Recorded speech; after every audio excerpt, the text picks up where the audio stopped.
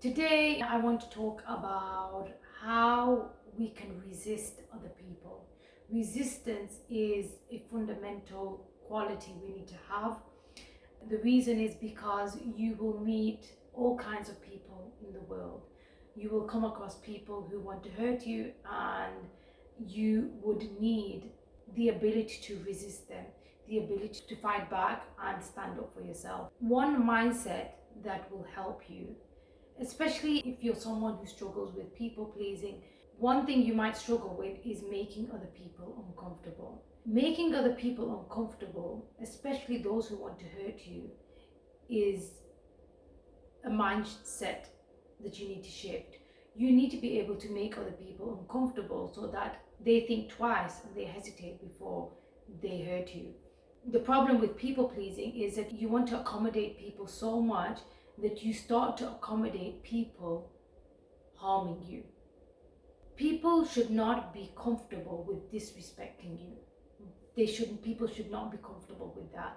And if people are comfortable with disrespecting you, that reveal your level of respect for yourself. Obviously, we can't always control how people treat us.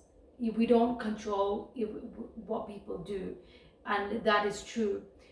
But when you see there's a pattern where you feel like people disrespect you more often than they respect you, then that might be pointing to a problem that's within you.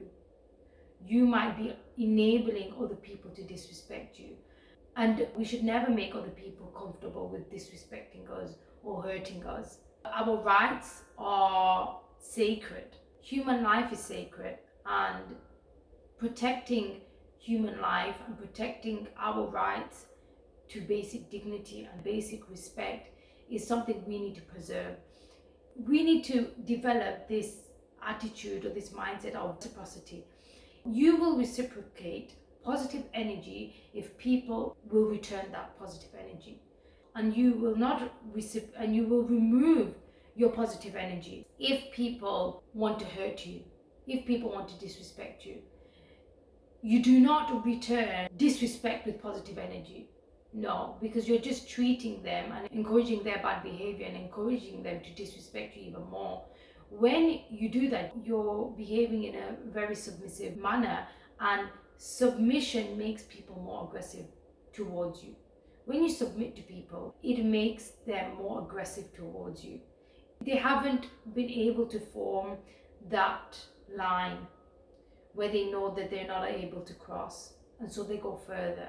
It is necessary to prevent harm to yourself. A lot of people who are in their journey of healing, they might find that it's wrong to stand up for themselves, and so you must understand that it is wrong for you to hurt yourself, and people must fear to harm you.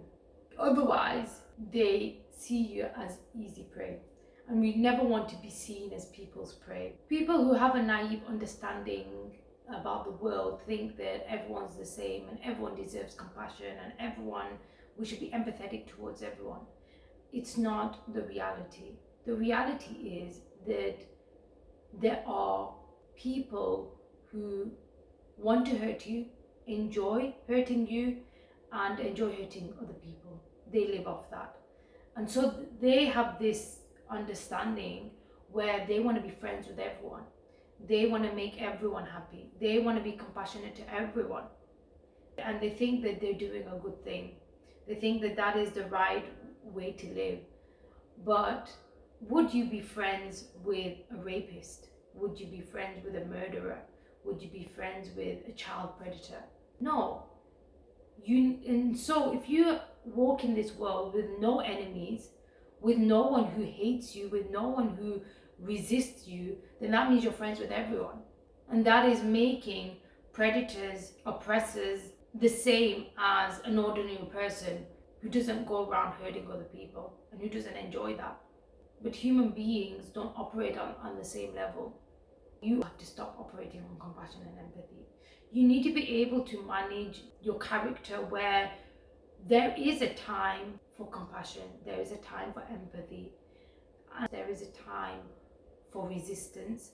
there is a time that you will need to fight for yourself. Obviously, when I'm talking about fighting for yourself, it's not just in the extreme circumstances where someone violates your rights or causes you suffering.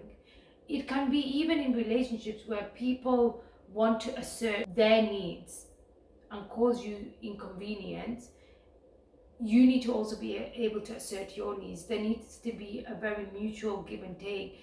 If it becomes one person is always giving and one person is always taking, that is not you honoring yourself. You need to be able to resist other people's demands and submitting to other people. And we need to acknowledge that there are people with a corrupted nature and they cause a lot of suffering and harm in the world. And unchecked, they will cause even more harm. Without holding them accountable, without taking any action against them, they create even more suffering. And it might be that they have caused you suffering and you thought, okay, but it was just me. No, then they will continue and hurt someone else. And you haven't first honored yourself. And I think that's the most important thing. You need to honor yourself. When you honor yourself, the consequences or the impact of that is large. It's not only affecting you. You don't just benefit from that yourself, but other people benefit of that. You are fighting for yourself. You are fighting to defend yourself and your rights. And that is always an honorable thing.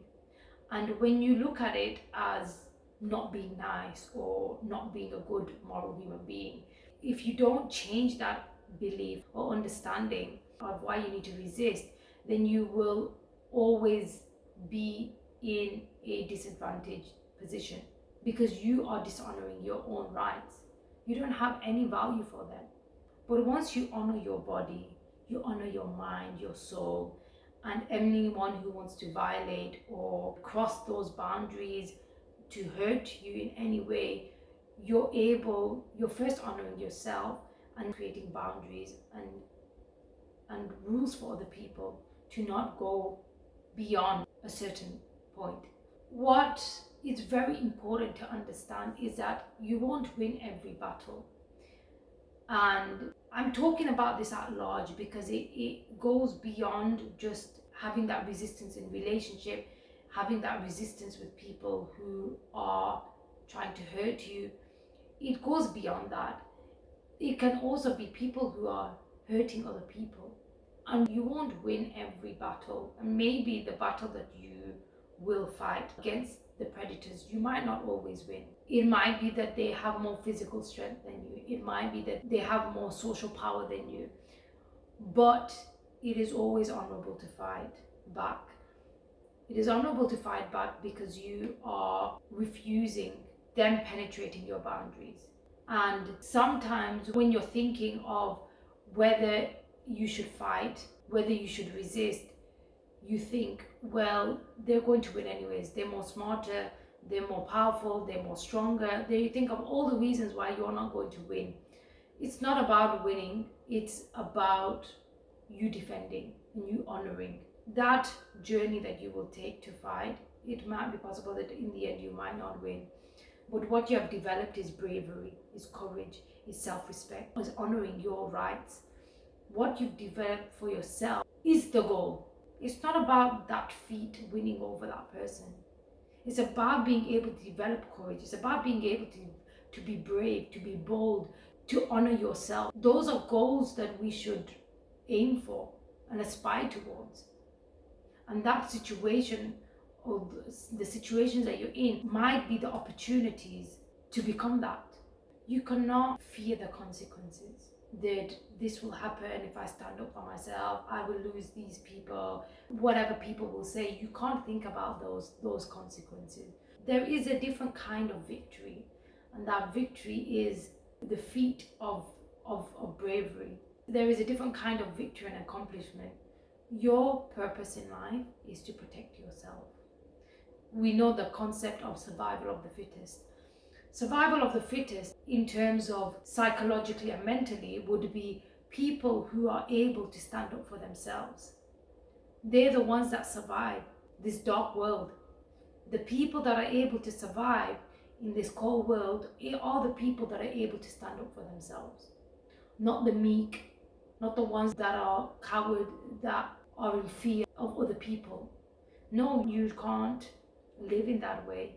Even if you lose at the end, you have developed courage, you've developed bravery, you've developed resilience, strength, a powerful mind. The warrior within you has been created. That is more important than the final victory, because what you've developed is more powerful than the enemy.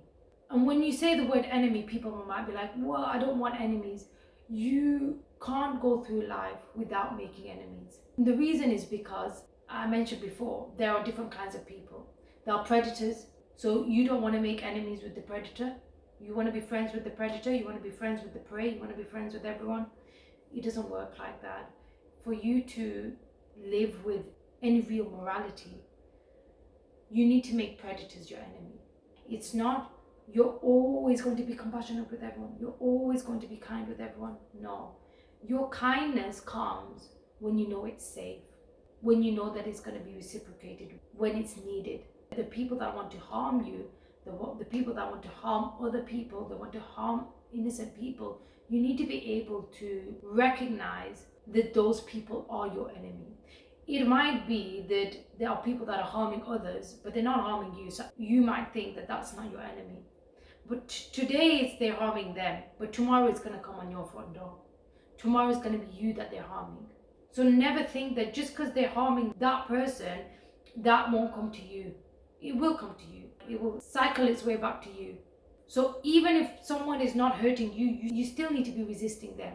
I'm not saying you need to be actively resistant, but I'm saying there needs to be an inner resistance at minimum, because then it means that you value human life. It means that you value and respect the rights of other people. If you don't have that, then you just care for your own rights, and that is not really what we should aspire towards, where we just care about ourselves and we don't care about other people. So we never stop fighting the criminals, we never stop fighting the oppressors, the people that are causing suffering in the world. It's a continual struggle. You will see that you will continually struggle with that. You will see that you might be fighting someone today and then tomorrow you're fighting someone else. That struggle never ends. The struggle against oppressive people and unjust people. So what I wanted to highlight is the necessity of every human being developing this quality. It's necessary for everyone to develop this quality of resistance, of disobedience. We shouldn't be obedient to predators, to people who cause suffering in the world. Everything has a balance. There are places where you can be obedient and that will support harmony and peaceful coexistence, but not every situation requires you to be obedient, requires you to be submissive and subservient. There are some situations that require you to fight. There are some situations that require you to submit and to be more passive. But you need to have that range. You need to have that range of being able to submit and being able to assert. Being able to be compassionate and empathetic, and being able to be ruthless in fighting for yourself and defending what is honorable.